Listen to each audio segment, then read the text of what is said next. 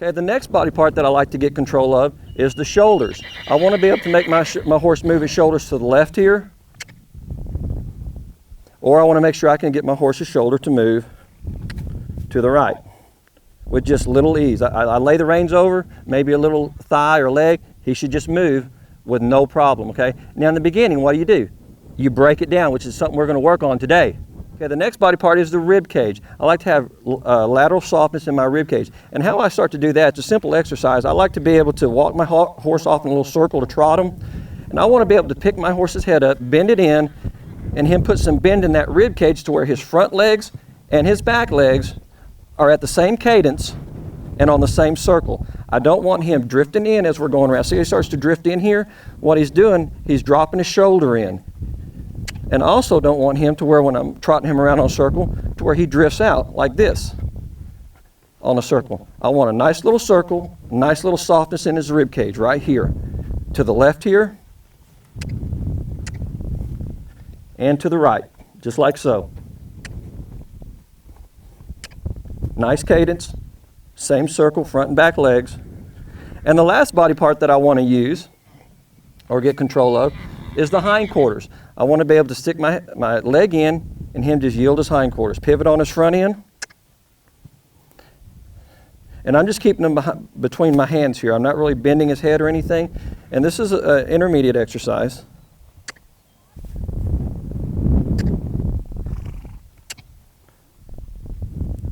But again, all these little exercises, I mean, it looks pretty soft, it looks pretty nice. Well, that's where the harmony, that's the feel and the application coming together, basically, okay?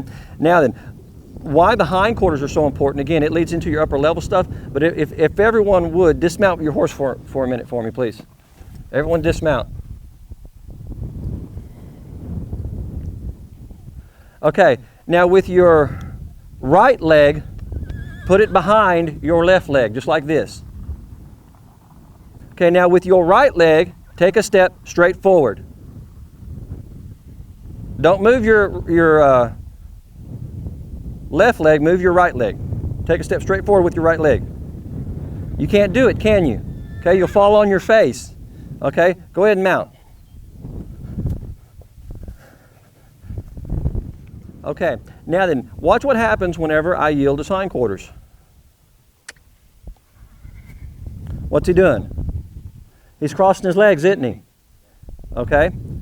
When a horse wants to buck, bolt, dart, rear, do you ever see them crossing their legs? No.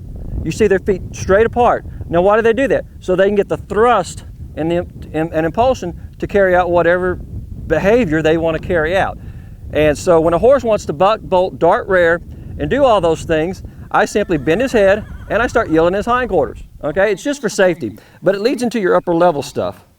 But this is all for safety in the beginning. But the point behind that I'm trying to make is I want to get this so good and so instilled in this horse that no matter if he's at the walk, trot, lope, dead gallop, he'll get soft just like that. Now how do I do it? Just simply a lot of repetition. Just a lot of repetition. And I'll do a lot of slow stuff. Now if I find myself running into a little bit of an issue, let's say I'm doing two-track in here, and he starts to stiffen up on me and he doesn't want to literally two-track. He just wants to straighten up in his front end or something. Then what I do is I don't necessarily just start cranking and kicking more. What I'll do is I say, okay, you're having issues. So what I'll do, I back up a little bit. Sometimes I can address it if he's just being ornery and resistant, but if he's just not getting it, then simply back up. There's an exercise that I like to do that really helps my two-tracking out. When I first start to teach a horse to two-track, what a lot of times what they do is they either stall out on me or they straighten up. And if they stall out or straighten up, I like to do what I call a transitional counter bend into a two-track. And what that is I'll start to get a little bit of momentum here and trot my horse off and build up a little energy, because at a walk he could still stall out. So what I'll do is I'll start my bend like this, head looking to the left, shoulder going to the right. He's set up for a two-track now. All I got to do, take my left leg out, put my right leg in, boom. Kick him over in that. He's set up in his front end and it just pushes his hip over, okay? Let me demonstrate this way. But I'm backing up, just simply getting some other exercises that I've already done and that he's pretty proficient at to go up into my next higher level of maneuver. Counter bend, to the left here, his head's to the right. I've got my right leg in. I'm gonna take my right leg off here in a minute and put my left leg in to push his hindquarters over. Just like this. Take my right leg off, left leg on, boom. Pushes them right over, just like that, and I got my 2-track. Now whenever I start to do that, I don't say, okay, I've got it, I'm gonna get 15 steps. Get 1 or 2 steps, get it soft, get out, leave them alone. Do that about 3 or 4 times, get 3 or 4 more good tries, stop for the day, come back and do it again the next day, and you'll probably find a lot of improvement, okay? So again, a little bit of application, a little bit of feel to get the harmony. That's all it is to it, okay? So what we're gonna work on now is we're simply gonna work on a little bit of lateral flexion and get some of these exercises out of the way. So what I want you to do, if you got split reins, kind of put them together like so, find the center. And whenever you get the center of them, make the center, just contact your chest here when you make contact with the horse's mouth. That's about the right length. If you have all this right here and it goes up to your head, you're never gonna get it, okay? So shorten them up, split them up, until when they just make contact with the horse's mouth, they touch mid-sternum right here, okay? Just like that. That's about the right length. That's where you want to hold them. Now what you're going to do when you do this, and I'm sure you've heard this a million times, but we're going to reiterate it, you're going to pick up, you're going to slide your hand down, and you're going to lean forward a little bit, because if you don't lean forward, you're going to get over here, pull the horse's head around, it's not going to be far enough, okay? You want to slide down a little bit, and you want to be able to pull that horse's head around, and you want to lock your hand down on your hip where the seam of your pants meets your belt, and you're going to wait for 2 things to happen. You're going to wait for the horse's feet to stop and for him to soften. Okay, don't release if his head's around and he's not soft, because you're wasting your time. If you want that soft horse, you're wasting your time if you release and he's still pulling. Okay, then what I want you to do, after you've done it once to the left here, switch hands like so, slide down, do it to the right, just like this, and just start alternating. And what you're looking for when you do this exercise, you're going right, left, okay? In the beginning, some of these horses, even the ones that are stiff, what they'll do is they'll transition from the left here to the right, and their head will come up like that, and then it'll go down. It'll come up, and then it'll go down. Come up, and then it'll go down. What I'm looking for is a nice, smooth, level transition from left to right, right to left. Just like that. I don't want the head up stuff, okay? And the reason why I'm doing that is I'm trying to get my horse ready for the vertical flexion that's going to come. So y'all go ahead and start doing it while I'm talking.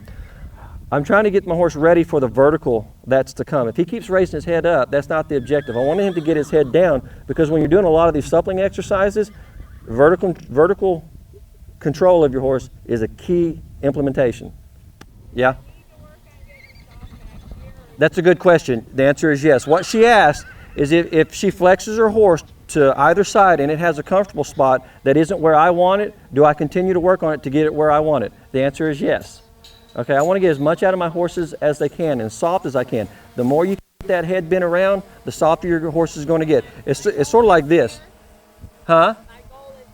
No, your horse can't reach his nose back there. Your ideal goal is for your horse to touch his own side. Now, if he can't do that, that's fine, and I don't require that all horses do that, but what I do expect out of my horse is 110%. They better be at least trying to get over here, okay? They don't have to if they physically can't, but I want to see in their heart a lot of try. Okay, I'm trying to please you. I'm trying to get my head as far as I can and get off that pressure, because I know that's what you want. That's what I'm looking for. And you've got to require that of your horse. Don't let him take advantage of you. Well, this is all I'm going to give you. This is good enough, isn't it? Yeah, I appreciate the effort, but I need a little bit more effort, okay? And that's what I'm looking for, just a little bit more effort. And I also want it to where eventually you get it fingertip lightness. When you start to pull the horse's head around like this, it's all mechanical right now. But eventually, I want you to, when you pick up, that horse should start bending his head in for you. When he feels you pick up on the rein, see how this horse is bending his head already? I'm not pulling, I'm just making contact. He's like, oh, I know what's coming, I better get my head ready. He's starting to help me out a little bit. That's what I'm looking for. And then with fingertip lightness, I can pull that horse's head around and get it right where I want with no resistance. So I just do enough of it. Now, do I spend an hour doing this? No. I'll do 25 one side, 25 the other. I'll go do an impulsion exercise. I come back as a cool down, I'll do 25, 25. And I do that to where I do 200 a day, especially when I'm first starting out, until my horse, he just knows his job. And I don't have to do that all the horse's life, but if I feel him getting a little heavy, I'll go back to doing it, and I'll do 1,000 a week, which is, 200 a session, 200 a day for 5 days. And I'll do it for a week, and that's usually all I need to do it. It's maintenance after that. I don't have to do it the whole of the horse's life.